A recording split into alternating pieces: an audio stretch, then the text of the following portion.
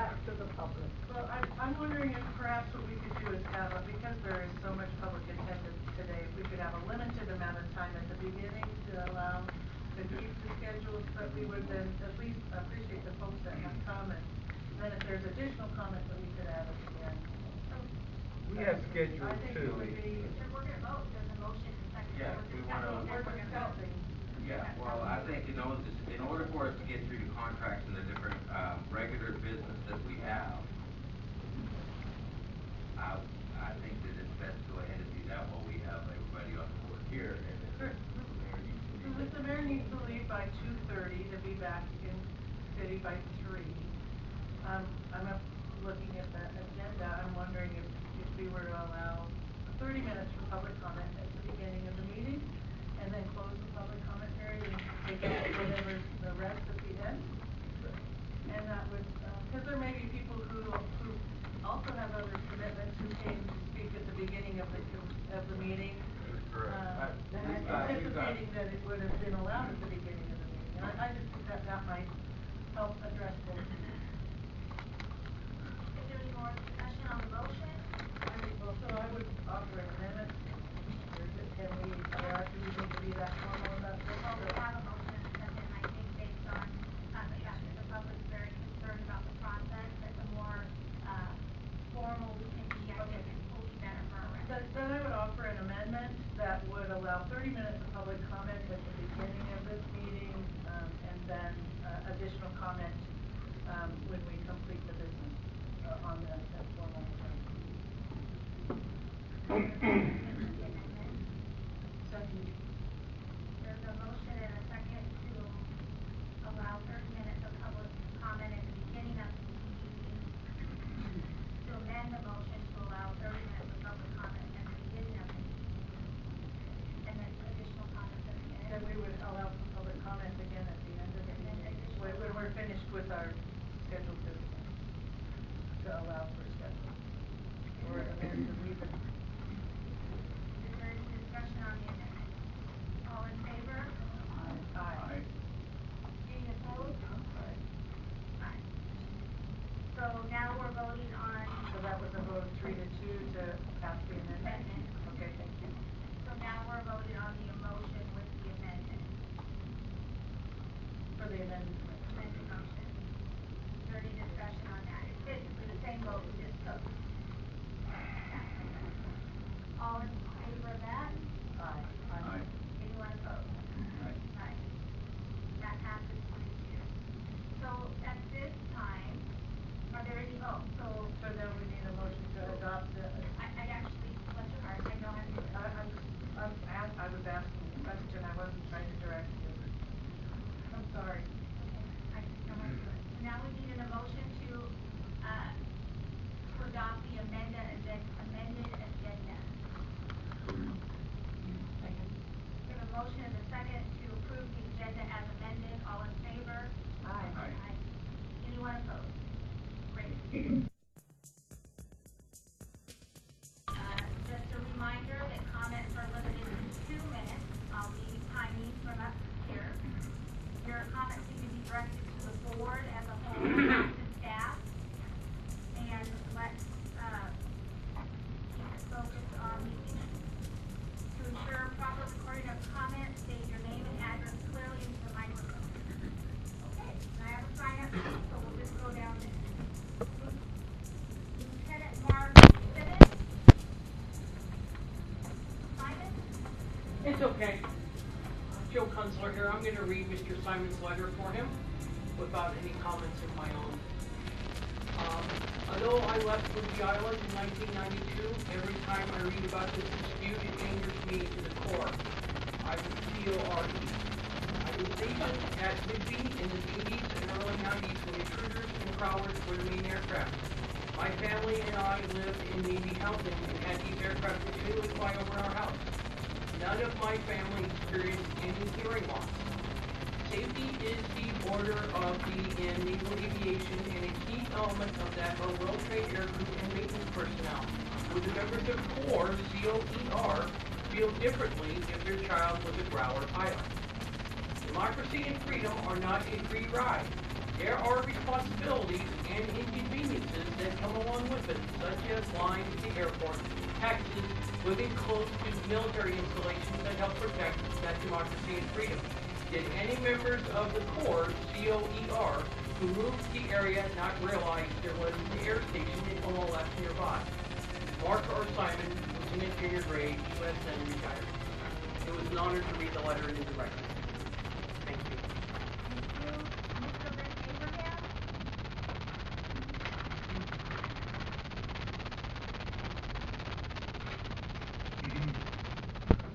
Rick Abraham, 2450 North Bluff Road, Green Bank, Washington.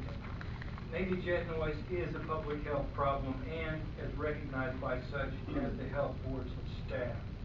Comments about noise and this board's failure to address the problem are appropriate. I ask you to pay attention to what noise victims say, and not so much about how they say it. We come here to express anger and frustration. We're expressing a level of concern you need to understand, and the seriousness of a problem you need to address. Your threats to shut down, close your minds if noise victims are upset and angry comes across as an attempt to silence people with legitimate concerns and shield yourself from public criticism. We are aware that no one likes being taken to task, but you are public servants, professionals, paid to listen to those you purport to represent, including those who are angry, upset, unpolished. It comes with the job. You're paid to be here, getting or soon to get over $80,000 a year plus 20-25% in benefits. Those of us who take our time to come here away from work, away from our families, are not getting paid. I've testified before congressional boards, agencies, more times in more states than I can remember, twice before congressional committees. I've never witnessed the kind of treatment of people who come to make public comments as I have before this commission and this health board. And I've testified always on matters of controversy and often to those who are hostile to my position. Almost always, without exception, I got a sincere thank you for your comments. Those folks understood what this health board and commissioners don't appear to understand, that people who come to make comments are doing so at a personal cost. Yes, we know you thanked us for our kind comments, but we were also aware, Mr. Abraham, can you please wrap it up? I will, that you likened us to hippies of the Haight-Ashbury and insulting quips about cabbages and trinkets. Understand that that's harmful. It's divisive. It creates an air of hostility. It invites violence. And you, all right. Dave Tomlinson, the Monkey Baby.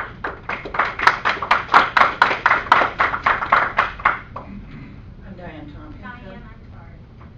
I live at 437 Parker Road in Coopville. I'm a retired teacher for 28 years, teaching both elementary and secondary level students. When I first moved to Whidbey Island, I was surprised at the lack of attention paid to the effect of the jet noise on local students. Schools in both Coopville and Oak Harbor and surrounding communities experience noise levels such that teachers must stop talking until noise abates. Our students must be prepared to enter a world of greater and greater technological sophistication.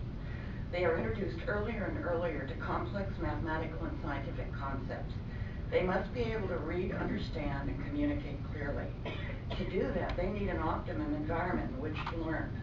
Additionally, teachers need the same in which to teach. A skilled teacher is like a performer, pacing learning to the audience and moving forward as students show understanding. To have to stop and start due to excess noise breaks this flow. A number of research studies confirm that noise has a negative effect on a child's ability to learn.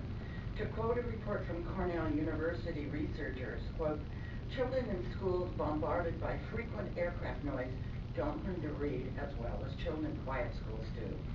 We've known for a long time that chronic noise is having a devastating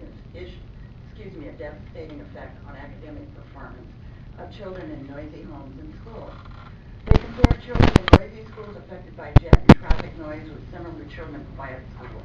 And in each of these studies, the children in noisy schools did poor in language acquisition, reading, psychomotor skills, and cognitive problem solving. The Navy issued a document in 2008 providing Single event noise level analysis at 4 selected locations frequented by children in the vicinity of NAS Whidbey Island.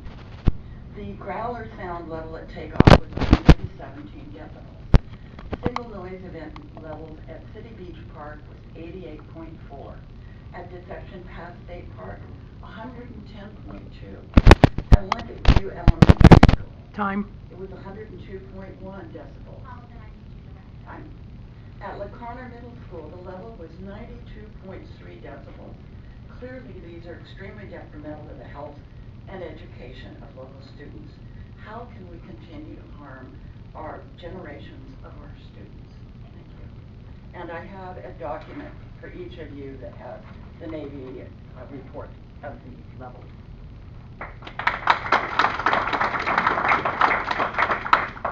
Tenth card, Oh, boy. Cancer Card, 4 Casey Road, Coopville. I hope that you have the courage and the ethics to put aside your patronizing attitudes toward the Navy and your addictions to Navy dollars in order to discharge your duties under state law as members of this commission. And speaking of kids, the jets will be flying over Coopville tonight until 11:30. So think about the children going to school tomorrow. I want to talk about your powers and duties under state law, since I've taken the time to research them, and I hope you have too. Your local board of health is to supervise all health measures for the protection of public health, enact local rules and regulations necessary to preserve, promote, and improve public health, and provide for the prevention, control, and abatement of nuisances detrimental to public health. Most of the power here rests with Dr. Thomas. Under state law, while he acts under your direction, he has the ultimate authority to fulfill his mandate under state law. And I want to point out that the legal definition of the noun direction, as it's used in state law, that says the local health officer acting under direction. Direction is advice, coaching, counsel. That's what direction is. He has the absolute duty, and he shall take action as necessary to maintain health. This is particularly instructive. Inform the public as to the causes, nature, and prevention of disease and disability. Prevent, control, or abate nuisances which are detrimental to public health, and take such measures as he, our local health official, deems necessary to promote the public health. And Brad, you have the power to do this. They don't control you. Excuse me, Jill? Okay, that took up some of my time now. That's 10 seconds. Thank you. Declaration, this is from Island County Code, actually. I'm reading from Island County Code. It is hereby declared to be the policy of the county to minimize the exposure of citizens to the harmful nuisance, physiological and psychological effects of excessive noise.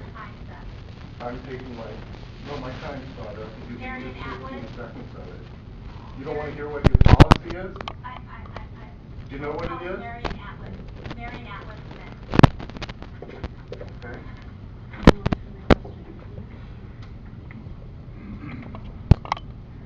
Marion Atwood, really brunette. Okay. Kate Andrews.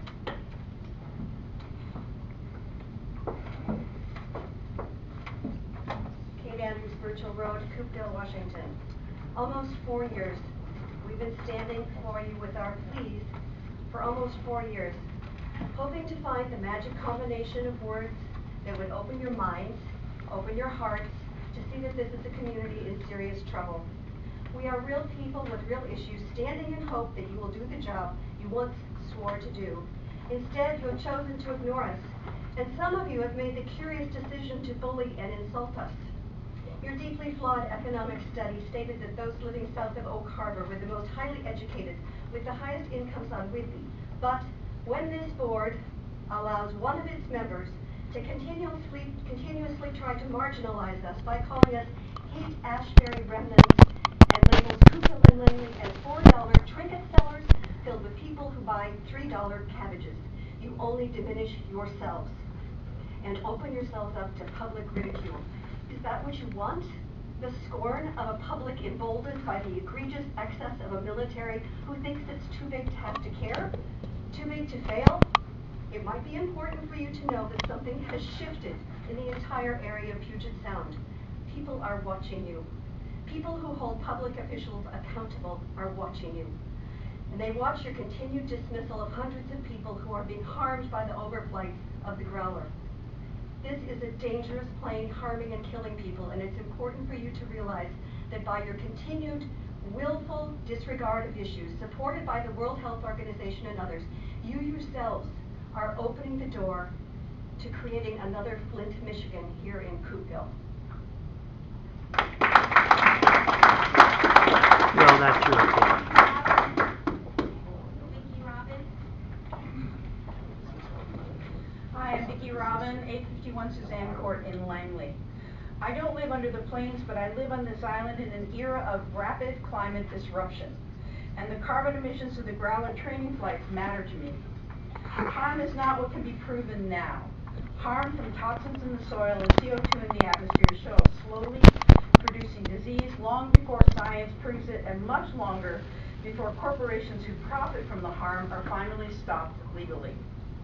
When I grew up, doctors recommended smoking Camels. Now we know that smoking causes cancer, and know that R.J. Reynolds suppressed the fact of harm for decades. Likewise, we banned DDT long after harm was revealed. Likewise, Shell knew decades ago about the climate disruption probability of burning fossil fuels and suppressed them. Likewise, the Navy's own reports validate the health harms from persistent exposure to extreme sound. That the court did not validate the harm from sound pollution does not mean that people are not harmed. Eventually, science will catch up with lived experience long after people have lost their hearing and developed learning disabilities. The expedient is the enemy of the good. The climate harms of the growler training flights will befall our children, grandchildren, and their children. Let me make this vivid. 1 hour of growler flights burns 1,300 gallons of jet fuel, emitting 12.5 metric tons of CO2. That's equal to 30,000 car miles driven. Last time I saw the growlers training, there were 4 in the air. I gleaned from the web, maybe wrong now, that in 2013, training happened 3 hours a day, 5 days a week. That's 60 flight hours a week. Doing the math, that would equal 2 million car miles a week. That's every driver in the U.S. going out and idling in the driveway for an hour. That, my friends, is a climate disaster.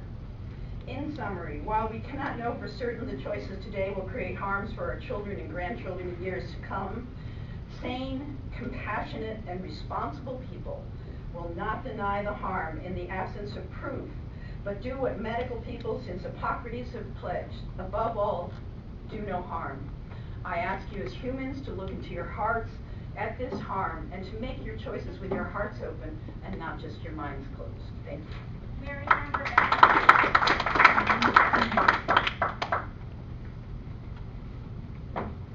I live in 49 Marine Drive on Long Point in Coopville. As you all know, I'm a retired audiologist, and I'm here to dispute the board and Mr. Howell's assertion that the U.S. Veterans Administration does not compensate for hearing loss and tinnitus. As I stated at the last meeting, hearing loss and tinnitus are the most compensated service-related injuries in the military. I have here a 52-page document from the U.S. Department of Veterans Affairs detailing the tax-free compensation received by veterans that support my previous comments that most compensated service-related disability is for hearing loss and tinnitus, costing the taxpayer over $1.4 billion worth annually. These documents are facts released by the U.S. Department of Veterans Affairs and the Department of Defense Hearing Center of Excellence. We citizens and the members of the Island County Public Health Board have an obligation to overcome the barriers of ignorance and denial and recognize that exposure to noise is a public health hazard, which needs to be addressed by you. I thank you for opening your minds to the concerns that we have repeatedly presented to you. And here is the information that is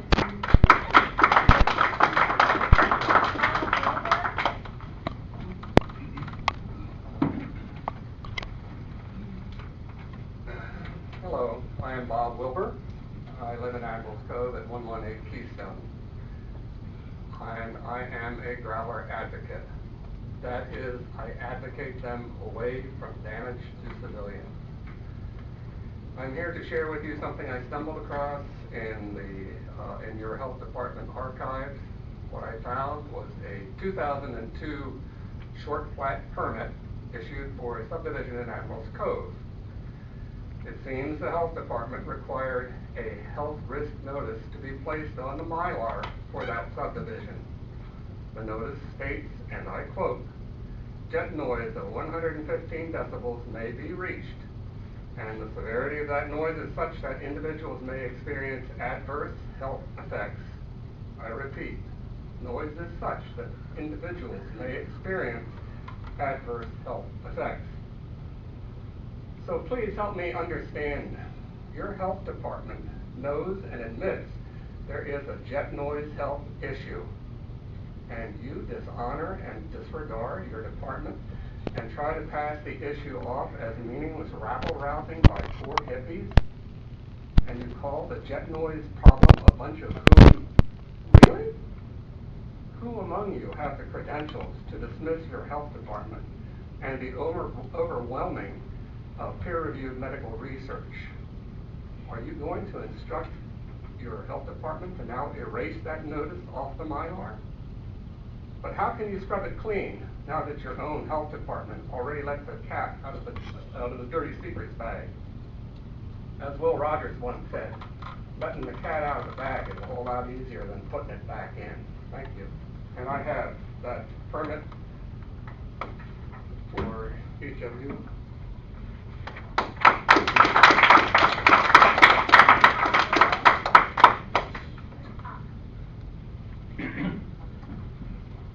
Good afternoon, my name is Tom Ewell. I live at 4774 Hanson Drive in Clinton. I don't live under the growlers, but I'm here as a concerned citizen. I would love to have a conversation with each of you personally about what I've learned in the past 2 years as I've studied the issue of the growler, the noise of the growlers, the impact of it. But I appreciate at least the opportunity to speak very briefly.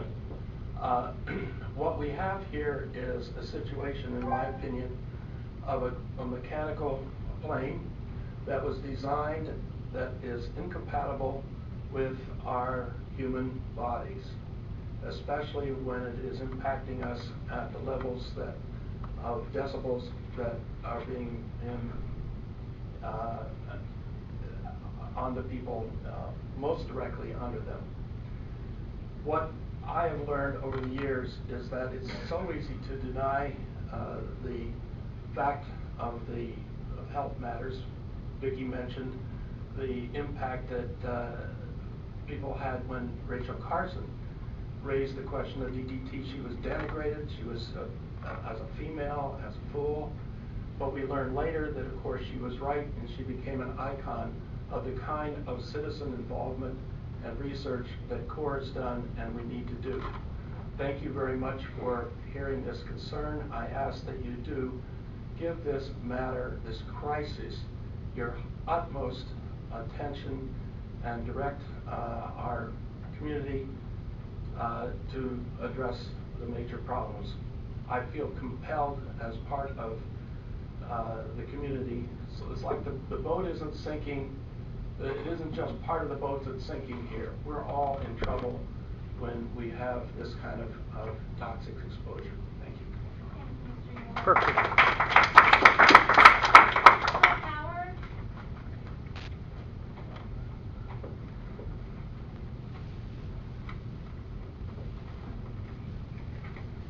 Good afternoon. My name is Cliff Howard. I reside at 574 Easy Street, Oak Harbor. I'm strongly against the county spending funds for any study concerning the transition to the growlers. Many studies have been performed. In 2012, there was an environmental assessment for the prowler that was done. We have an upcoming assessment 2016 for the growler that has not even been completed. The health department needs to be aware of special interest groups who have time to lobby our politicians and their appointees to perform studies that a majority of Island County residents see no need for. Our health department does not have a mandate to involve themselves in a political battle over an issue that they have no control over except for making a political statement. Wait for the EIS. Don't waste our precious county funding.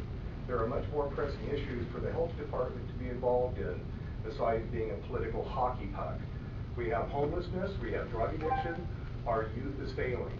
We need to concentrate on where you can have the most effect in our society, and I encourage you to do so and leave the environmental assessments and everything else up to people who have the power and the knowledge to understand what's going on. But thank you very much. Mark Harmon.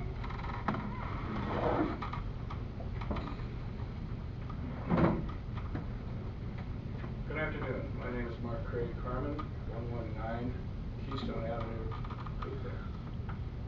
I'm a longtime resident of the Admiral's Cove development in Coopville, and I'm a retired airline captain of 38 years with 28,000 hours of flight time. I've instructed and worked with both military and civilian pilots.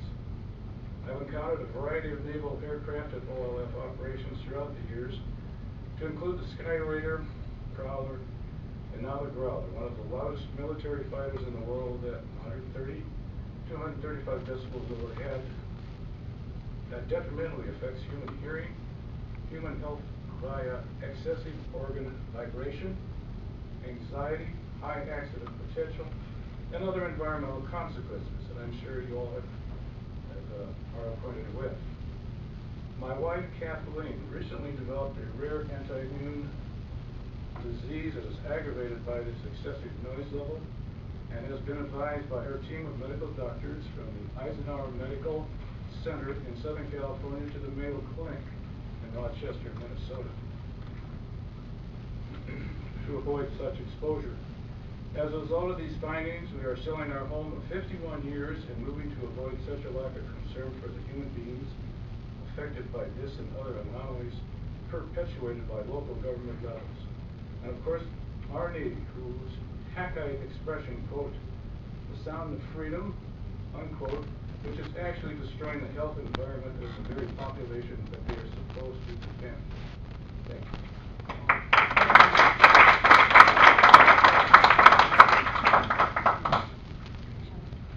Mari Anderson.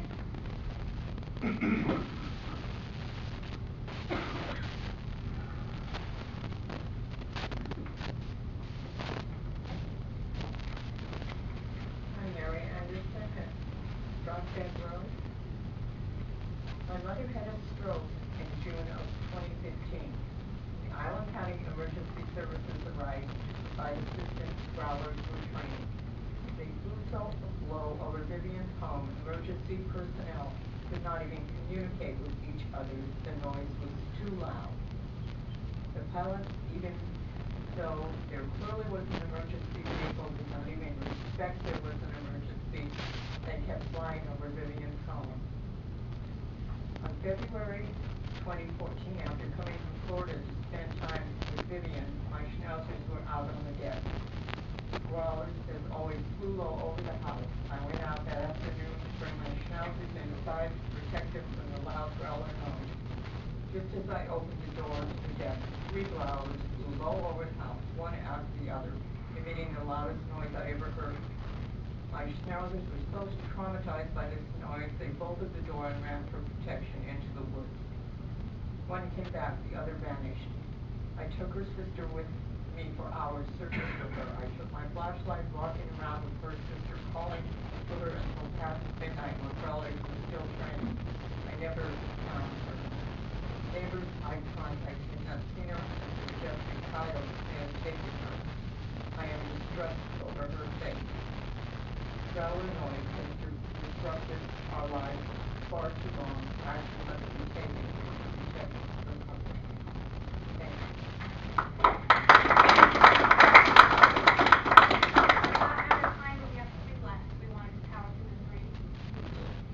James Allen.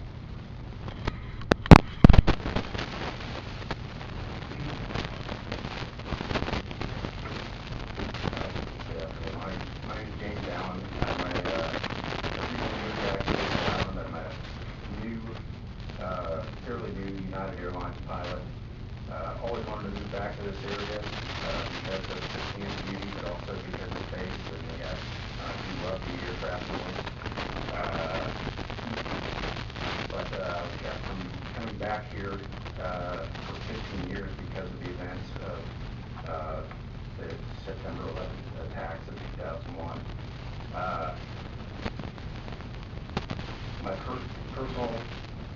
me is that I consider it a healthy benefit to be around the Navy and the aircraft because it makes me happy.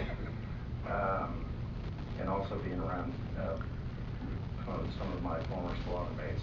Base has been here for 75 years, and I've had the pleasure over the last 30 years of my aviation career to meet some of the gentlemen who've flown over all of those 75 years. Some of the World War II veterans in the PBYs and the Hellcats that flew here before, and I also flew the EA-6B and the EP-3 here. I've served in Bosnia, Afghanistan, and Iraq, and I've seen the very real threats to our freedom, and by ISIS and Al-Qaeda. I believe that the DoD is at a dangerous low level of readiness, and I believe that the training that goes on in Coopville and in Whidbey Island is very crucial to that freedom. What if you woke up tomorrow and it wasn't just jet noise? If the jet noise was gone, but you were woken at 3:30 in the morning to the Muslim call to prayer, or to a dictator in charge, and your freedom was gone. Consider those. Thank you.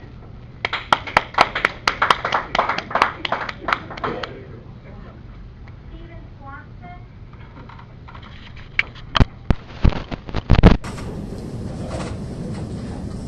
I'm Stephen Swanson. I'm an emergency physician, retired. I began working for the Navy September of 2001. I think we all remember that day. You just mentioned it. Worked there for 7 years, got to know enough people in the Navy up there, and I like working there. Good people. So I used that connection to call the scheduler when I found out that they are no longer using pattern 32, the Eastern pattern, 14. And I asked him, what's going on? He said, the daytime pattern is too short and it's dangerous for our pilots, and the nighttime pattern is too long, and it goes over Coopville and wakes up people in the hospital. That's understandable, but that means that pattern 32 gets all of the traffic. So you are concentrating a very loud bunch of noise on a very large number of people, but it's all the same people all the time, and it's not fair. My neighbor is a retired Air Force fighter pilot, said the main cause of the noise in the growlers is not that they are any louder than the prowler at level flight, but when they put their wheels and flaps down, they have to tilt their nose up and blast the ground with those big engines. They have twice the horsepower, half the lift of the prowler. That means that to stay in the air, they've got to use their computer, and they fly around. Every time they make a turn, they side slip and have to gun the engines. They have to use afterburners to get off the field. They are, frankly, a lot noisier. And the Navy's half-truth about them being the same level of noise is absolute garbage. It is not half the noise when they're practicing with their wheels and flaps down. It is considerable. And I implore you to go down to the recycling center, probably the noisiest place I've ever been with these people, and listen to that noise outside your car without your hands covering your ears and without your protection. It is severely painful. Thank you, Mr. Swanson.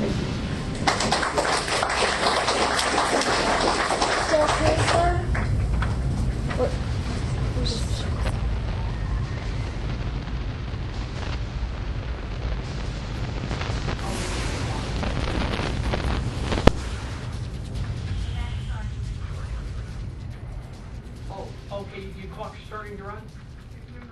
Okay, great, thanks. I just want to be courteous and wait a minute.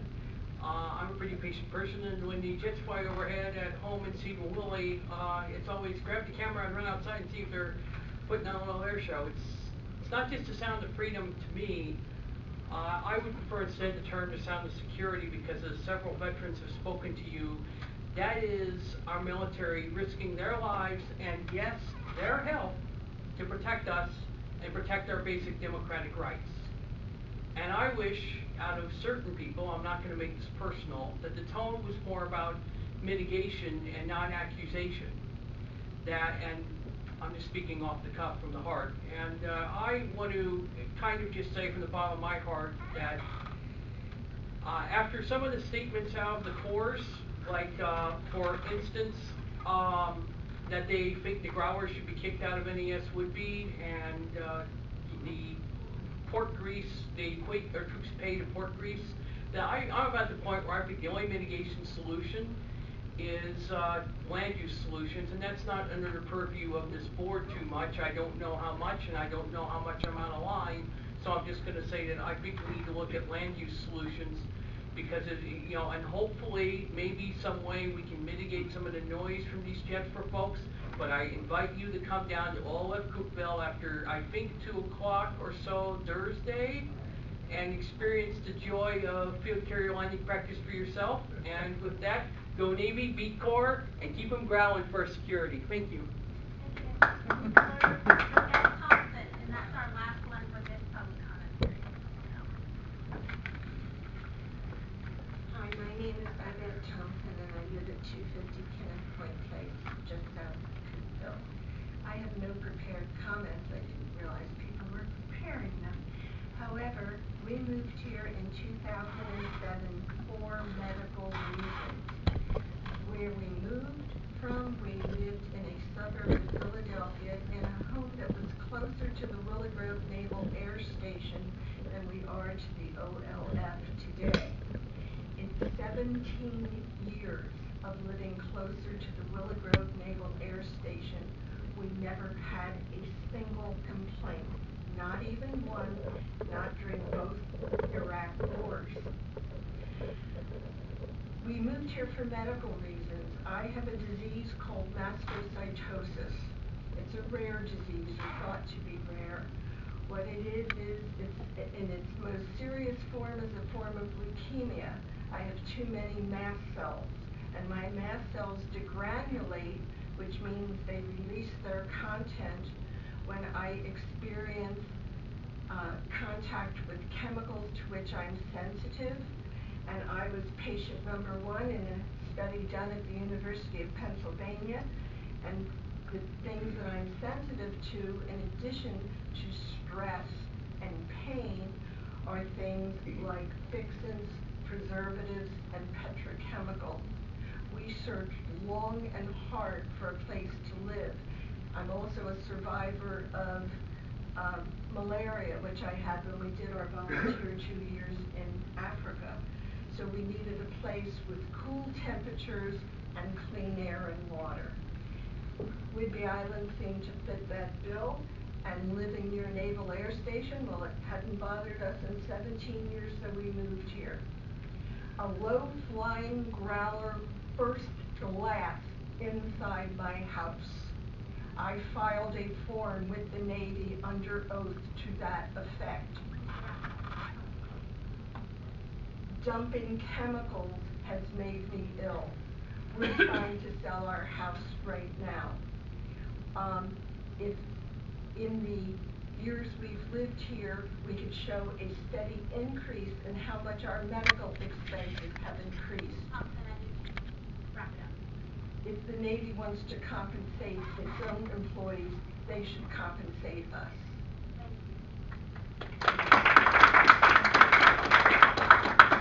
This time we're going to close this portion of the public comment period and move on with our... I think we're going to have more public comments. Oh. Do you want to wait till after that, or do you want to talk now? Only that,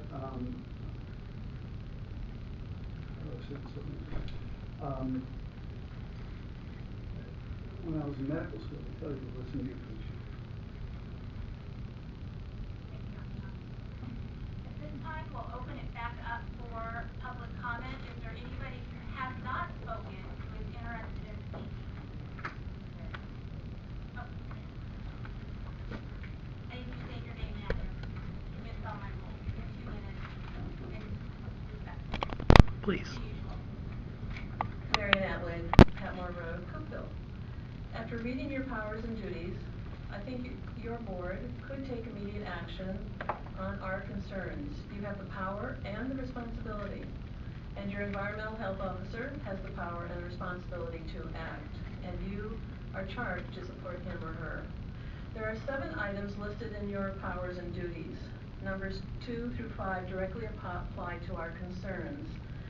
They include some of the following: enforcement of state public health statutes, enacting local rules and regulations to preserve, promote, and improve public health, and providing for the control and prevention of any dangerous, contagious, or infectious disease within your jurisdiction.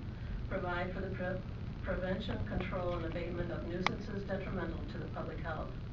We are bringing to your attention a critical public health concern, and Congressman Larson's recent statements about mitigation are old ideas that don't get to the heart of the problem: low-level growler flights. The noise from the growler without afterburners is still too loud. Whether wheels are up or down makes no real difference in the amount of harmful noise. The San Juans are already monitoring the noise they are receiving, and the Navy continues to reject chevrons to reduce noise. We need action, not non-action.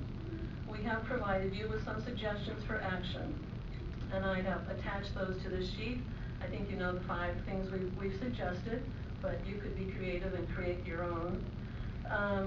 So attached I have a press release regarding Congressman Larson's non-actions.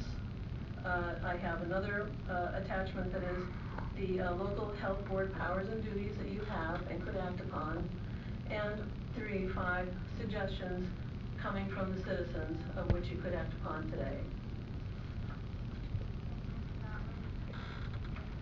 Anybody else for public comment that has not already spoken? So this, I don't want to speak, but there was a woman who was here who left me a note, and I believe she signed up. She's got like about a paragraph she would like. Okay, Mr. Lamb, we'll come up and read it. No, I'll hold it. Brenda McMillan, I think she signed it. This is just to quote her statement. I came to support residents who were ignored by their representative, Rick Larson, concerning noise abatement. Thank you. Can you make sure that Michelle gets her statement? Got it. Is there anybody else for public comment? This time we'll close the public comment period. Is there any response from board?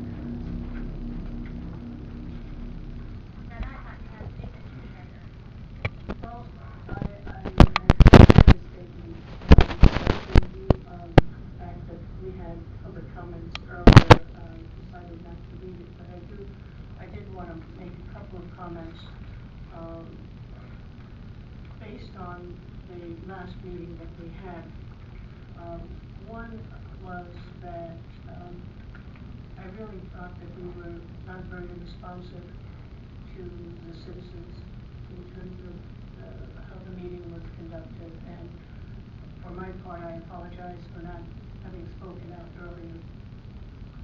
There also, as the audiologist today mentioned, although one of our members kept on saying that the VA does not govern or cover hearing loss, that really is not correct, as was stated earlier.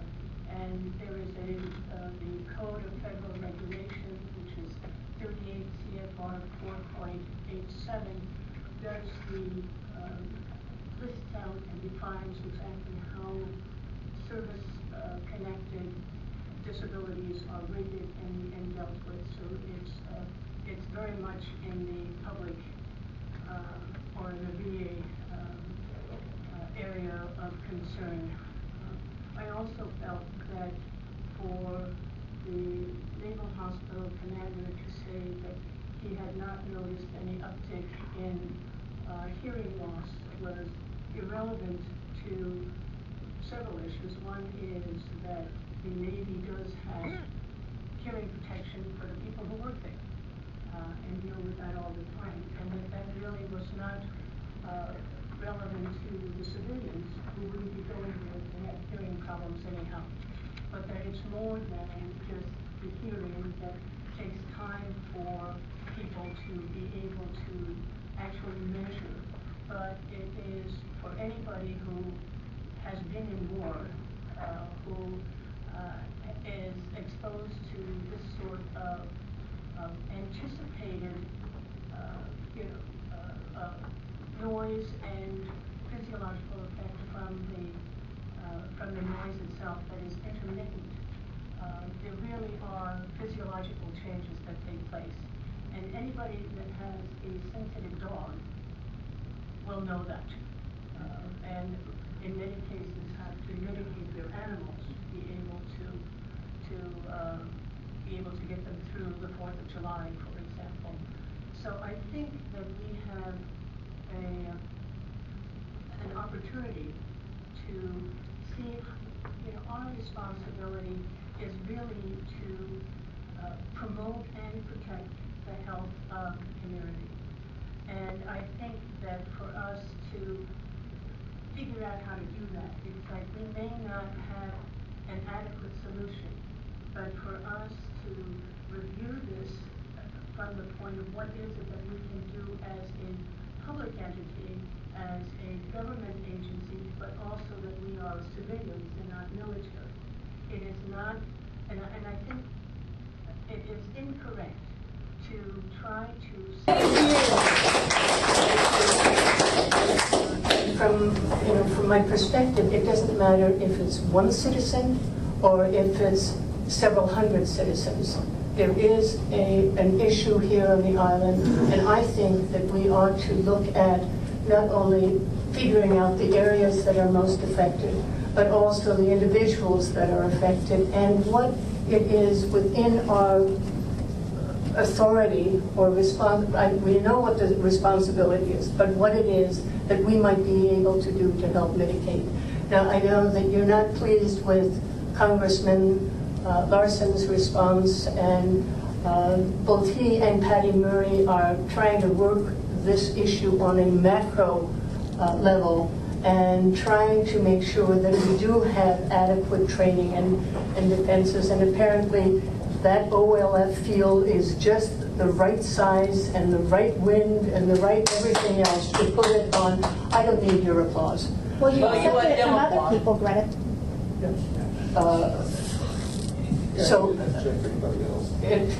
Okay, so the point is that there are reasons why we need to look at this as what is it that we can do for the health of our community, and not try to park the growlers, which is an unreasonable expectation. Thank you. Mayor? I have no comments at this time. Commissioner Price Johnson? Well, I agree that this isn't about being a choice between being pro-Navy and wanting a good night's sleep. I think I trust that everyone that speaks on this issue is speaking their truth as they know it.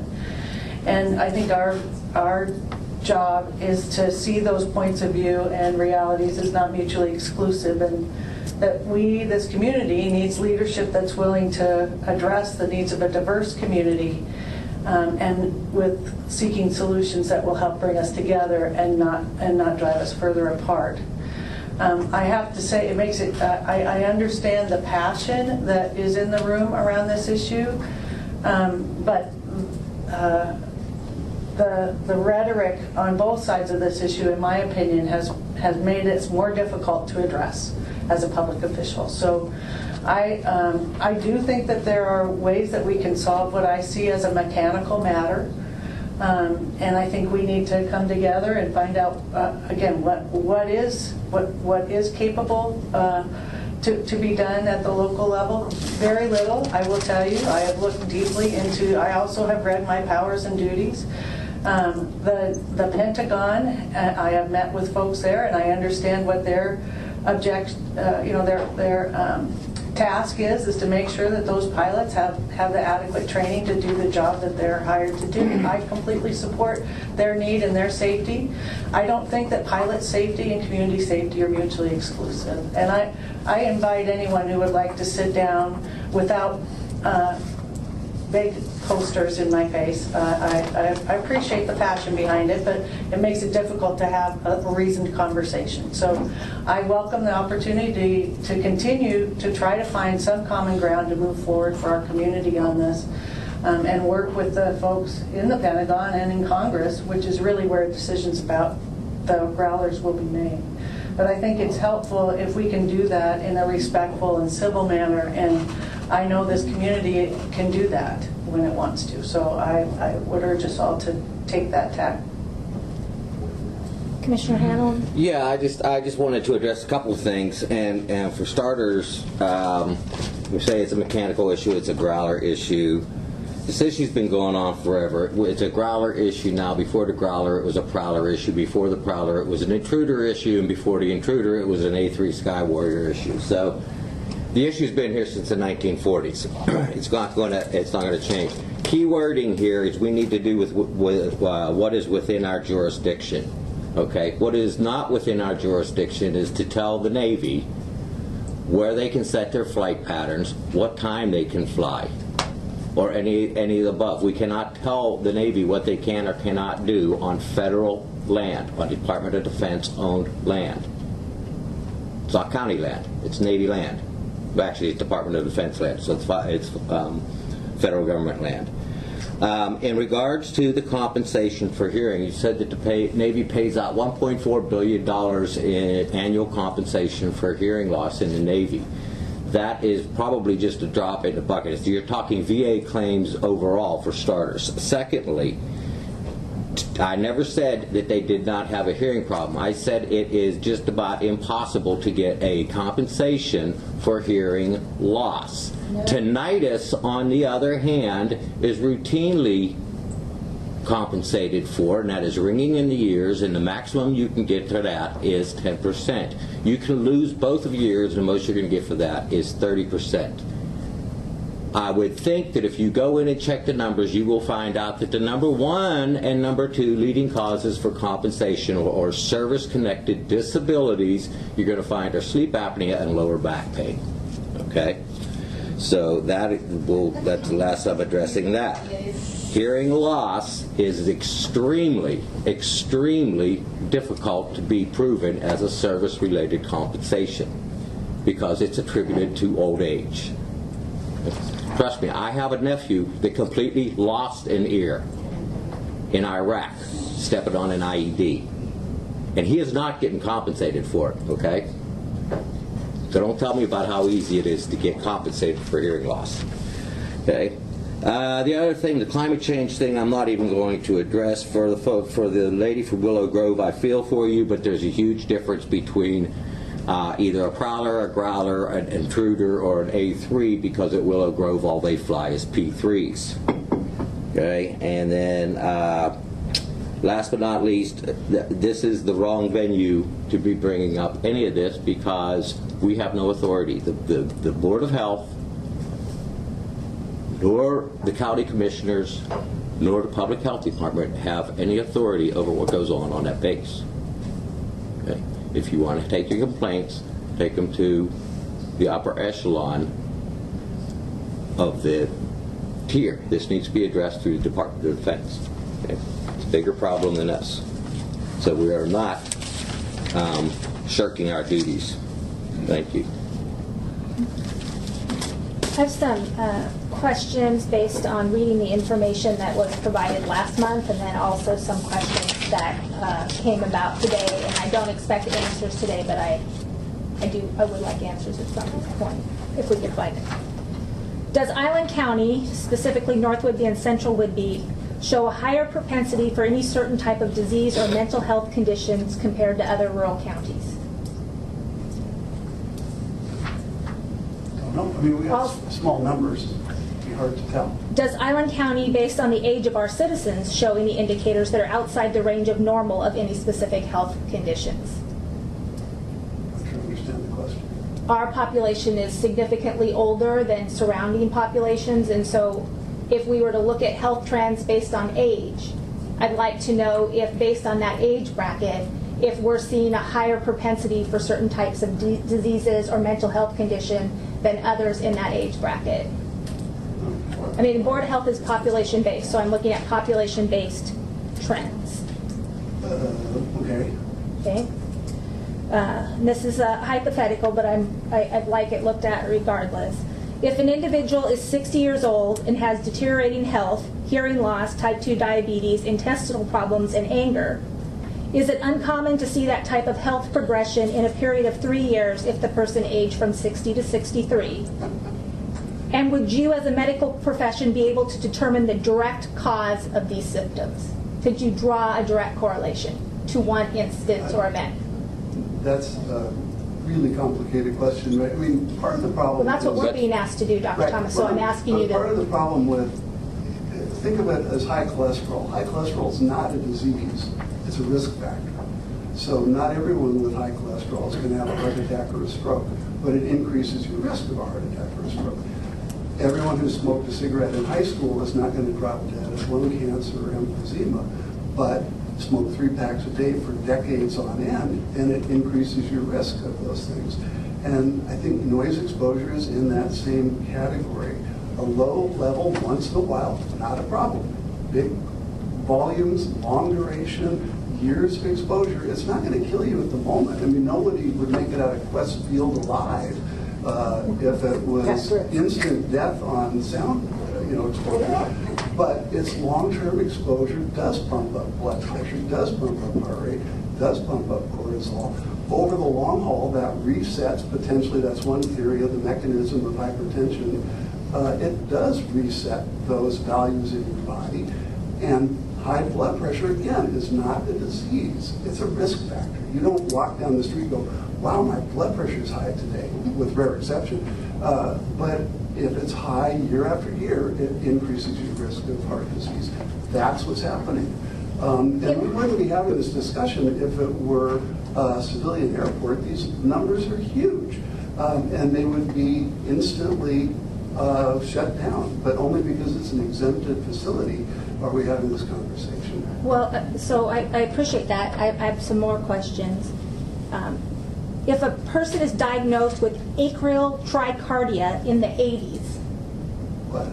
Atrial tricardia? Oh, atrial tachycardia. If they got that in the 80s, would it be unusual for a person to experience an increase in their symptoms after 20 years?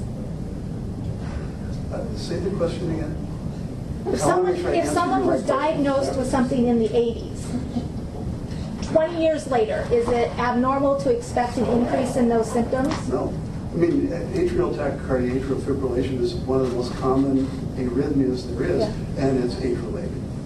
So it would be related to age? Well, or funny you should pick this one. I sneezed when I was in my 20s and put myself into atrial fibrillation, so it can be related to lots of things. That's why. Does the anxiety that is experienced in the body, that people experience by touch-and-go landings, which I think could be very real, does that manifest itself in the body any different than people who drive on the I-5 corridor every day in traffic, or live next to a train track with a horn, or perhaps have their sleep disrupted in the evening by a foghorn from a ferry? Does stress manifest itself in the body differently from an airplane than it does from other external factors that may trigger stress? The studies they do have done road noise, occupational noise exposure, airport noise, and they all find the same thing. It's bad for your health. Regardless of what it is. Yeah. So unless somebody existed in a stress-free life, no marital problems, no financial problem, no noise problems, no traffic problems, it would be really difficult to draw a direct correlation to one specific event. Absolutely. And that's the problem with all the studies, is there's so many confounding factors. You know, the same people that live next to the airport may also have lower income, not this airport, but airports and commercial airports may choose to live there because they can't afford anywhere else, and along with that go other health risks. You, at our last meeting, said low income is a health risk, and those are the people who end up living next to airports because they can't afford to live away from the noise. Commercial airports. Yeah. Can you research if a diplomat of the American Board of Internal Medicine has to keep up and maintain certification with the ABIM, or do they get that and they're just grandfathered in with their expertise, or do they need to have continuing It depends education? if they continue board certification. If a lot of specialties require every 5 to 7 year recertification exams. But if you're a diplomat, can you research if you're required to have that? It's just, I'm maybe fuzzy on the terminology here. Yeah, so we might need to just research that for my own edification. Yeah, I mean, Do we have any results that we can show with our educational systems that show a lowering of test scores since the growlers started flying? no. That's a non-valid question because just too short a time, our numbers are too small. Well, test scores are taken every year by a school district, so maybe we can do some What if outreach. you got a dumb class this year and a smart class next year? You know, you can't do it that way. Well, I'm asking for a direct correlation. What we're being asked to do is make health decisions based on a direct correlation of one thing in the environment and the impacts on the ground. And so I'm asking specific questions. Someone today said that there are impacts on the educational system, and what I know is that Oak Harbor schools have one of the top high schools in the country. They're ranked. And so what I'm asking legitimately is all the variables over the years with our education systems have been pretty much the same, right? So over the past 4 or 5 years, can we get information from the Oak Harbor School District and the Coopville School District to determine if we've had a decrease in test scores since these planes have started flying? Yeah, I think that's impossible to know. Well, you just ask them for their test scores.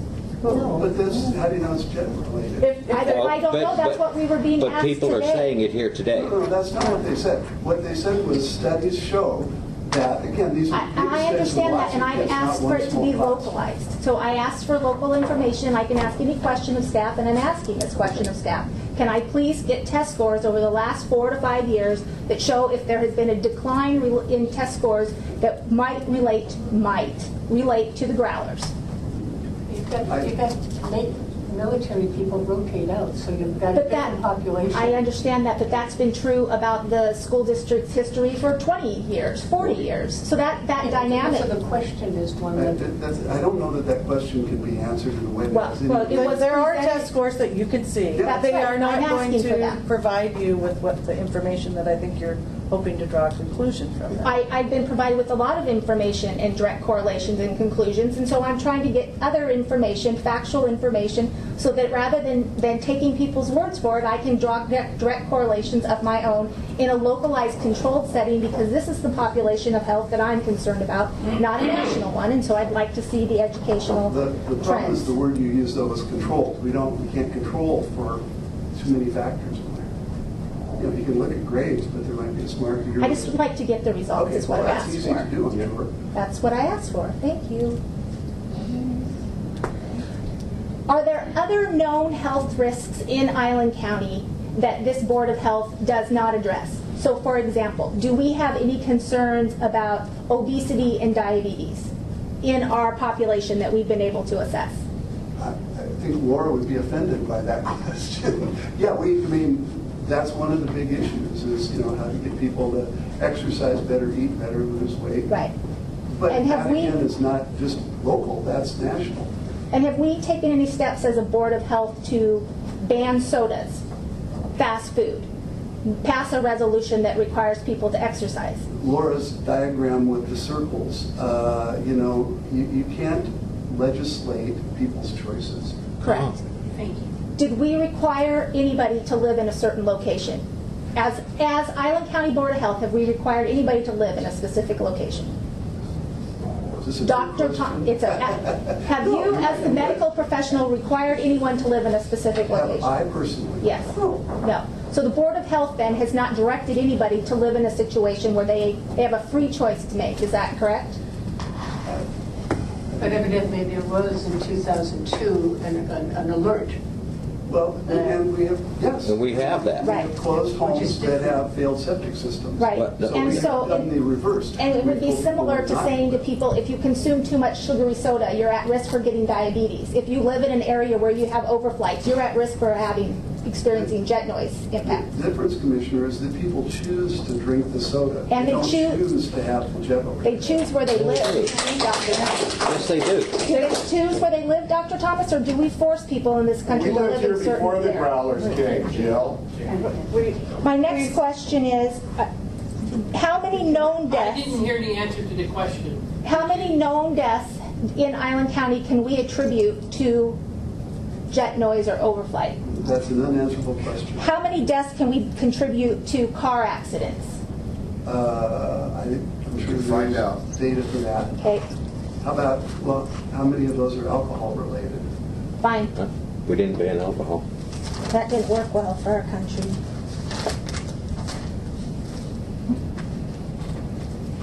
Diseases that are aggravated by something. Sorry, Can I Josh. say one thing? Yeah? I just wanted to say one thing. I do have a 2-hour meeting scheduled with Senator Murray's staff in the next month, and we'll certainly be discussing noise and ASWP. So, Thank you. I'm sorry my questions are going so long. I'm taking my Board of Health role very seriously today. I need the action. Okay. Thank you, Bob. Thank you. Diseases that are aggravated by something, is there more than one trigger for aggravation? So if it's aggravated by sleep disruption or stress, would any type of stress or sleep disruption be the same type of aggravation, or is it a specific type of aggravation that would exacerbate a disease? If you're asking me if the jet flies over and wakes me up, or my neighbor shoots out fireworks at 2 a.m. and wakes me up, I think awake is awake. Or a rooster crows, or a baby cries. Well, I think there's a very different intensity between those. Well, not if you wake up. That's my question to the medical professional, is if it wakes you up, is it the same physical impact to your body? I wake up to go to the bathroom at 3 a.m. is different than a jet over my head. When an M80 goes off at my neighbor's yard, or my granddaughter cries, I have a very different reaction when I wake up. One makes my heart palpitate, one makes my heart sing. I'm not a medical professional, so I am asking legitimately, if you are wakened from a sleep, does your body react the same way to different types of sleep disruptions? No. Okay. So, there's some questions I wanted to follow up from, but what I did was read through the information and pulled these questions out and then listened to the questions today. And although I am not unsympathetic, I also know that what we do as a health board is population-based health.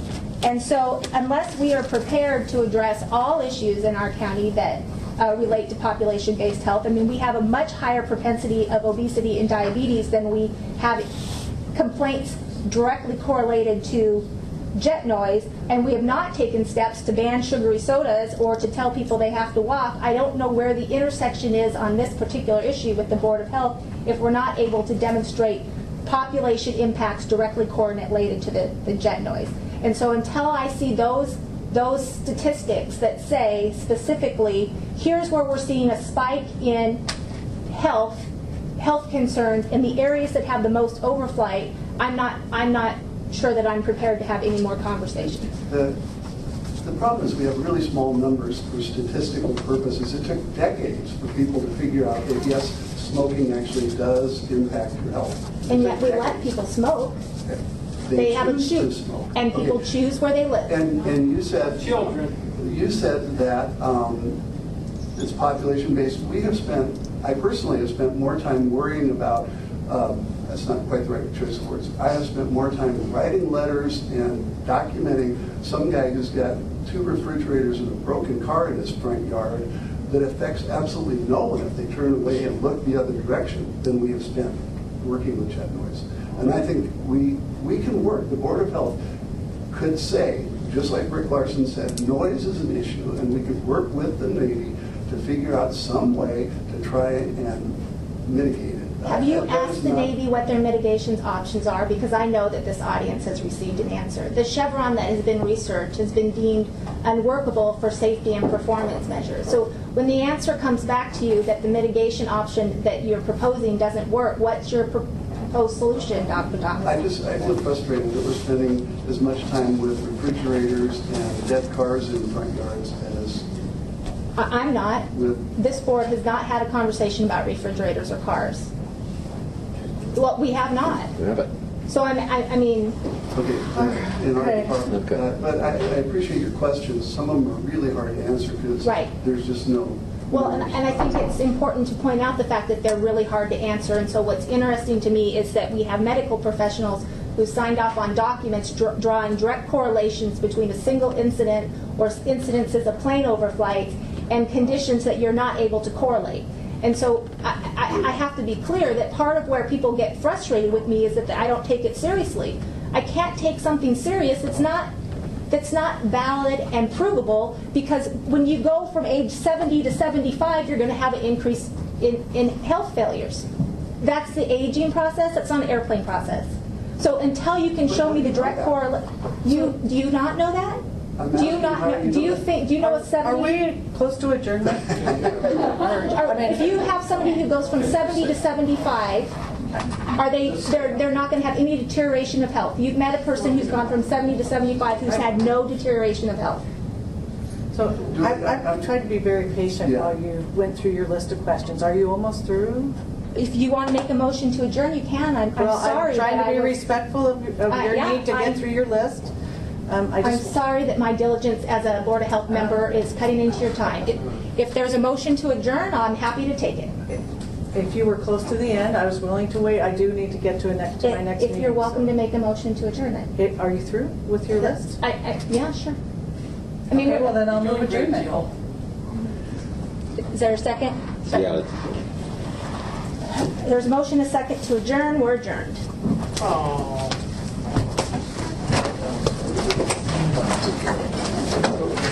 Huh? Don't worry. We'll fight out. No,